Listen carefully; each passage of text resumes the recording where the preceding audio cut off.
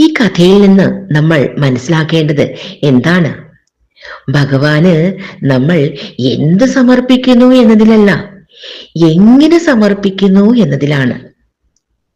കുചേലന്റെ കയ്യിൽ നിന്ന് ഭഗവാൻ അവില് വാങ്ങി കഴിച്ചില്ലായിരുന്നുവെങ്കിൽ അദ്ദേഹത്തിന് ഈ അവിൽ ഇത്രമാത്രം പ്രിയപ്പെട്ടതാണെന്ന് നമ്മൾ എങ്ങനെയാ മനസ്സിലാക്കുക?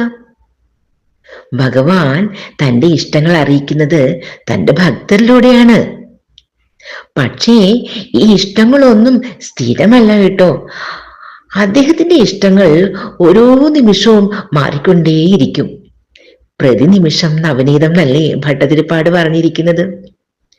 അപ്പോൾ അദ്ദേഹത്തിന് ഇന്ന് ഇഷ്ടമുള്ളതിനേക്കാൾ മറ്റെന്തിനോടെങ്കിലും അധികം ഇഷ്ടമുള്ളതായിട്ട് തോന്നിയാൽ അദ്ദേഹം അതും തൻ്റെ ഭക്തരിലൂടെയാണ് അറിയിക്കുന്നത്.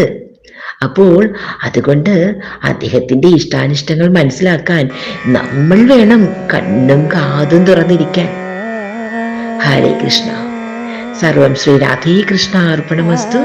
ജയ ശ്രീ രാധേ രാധേ.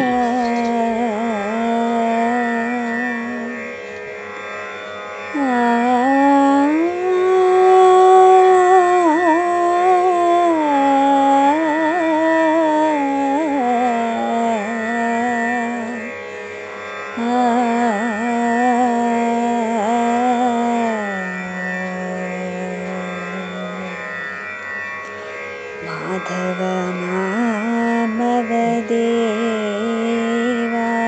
കൃഷ്ണ യാദവ കൃഷ്ണ യദുകുല കൃഷ്ണ മാധവ മാമവദേവ